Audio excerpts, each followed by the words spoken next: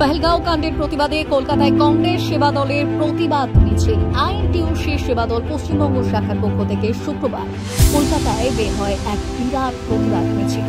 কাশ্মীরে 26 জন নিরীহ মানুষকে যেভাবে হত্যা করা হয়েছে তারই প্রতিবাদে আইএনটিইউসি সেবা দলের রাজ্য সভাপতি প্রমোদ পাণ্ডের নেতৃত্বে কলকাতা টিপু সুলতান মসজিদের সামনে থেকে বের হয় এই প্রতিবাদ মিছিল। আইএনটিইউসি সেবা দলের রাজ্য সভাপতি প্রমোদ পাণ্ডে বললেন, এটা ধর্ম দেখার সময় নয়, এই মুহূর্তে ভারত মাতাকে রক্ষা করতে হবে। হিন্দুদের বাঁচাতে গিয়ে এখানে মারা গেছেন একজন মুসলিম যুবক, তাই কোনো ধর্ম নয়, আসুন সবাই মিলে আগে ভারতকে বাঁচাই, দেশ আগে, ধর্ম ও রাজনীতি পরে। তিনি বললেন, এই বার্তা দেওয়ার জন্যই তাদের এই মিছিল। আপনারা দেখেছেন আমাদের যে জঙ্গি হানা যেটা হয়েছে কাশ্মীরে, অনেক হয়েছে। দেখুন, আমাদের পার্টি তো টেররিস্ট নয়, ওকে একটা পার্টি দেওয়ার লাভ নেই। আমাদের তো আমাদের সম্মান হলো আমাদের নাগরিক, ভারত মাতাকে রক্ষা করা। সেই রক্ষার স্বার্থে আজকে আমরা এই স্ট্যান্ডগার্ড নিয়ে মুসলিম নিয়ে আইএনটিইউসি সেবা দল রাস্তায় নেমেছে। ভারত মাতার সাথে পুরো দেশ আছে। আপনারা দেখেছেন ওরা নাকি জিজ্ঞাসা করে করে সবাইকে মেরেছে।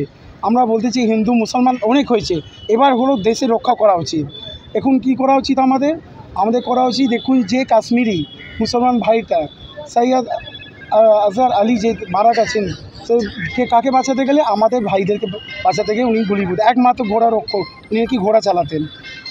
মারা কে গেছেন কৃষ্ণনগরে আমাদের বাঙালি জওয়ান শেখ আসগার আলী, উনি মারা গেলেন। ওদের পক্ষে তারা এই জন্যে আমরা আজকে পুরো দেশ আইএনটিইউসি সেবা দল কংগ্রেসের নিয়ম আদর্শ নিয়ে, আপনারা দেখেছেন সুভাষচন্দ্র নেহরু গান্ধী এই আদর্শবাদী কংগ্রেসরা আমরা তৎপর আছি।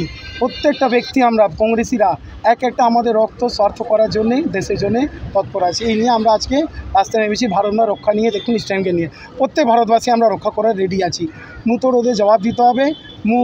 আমাদের এই জন্য রাজ্য সরকার বলুন, কেন্দ্র সরকার, এখানে কোনো রাজনীতিক নয়, কোনো ধর্ম নয়, আমরা একই ধর্ম আছে, দেশকে বাঁচানো, সেই ধর্ম নিয়ে রাস্তায় নেমেছি।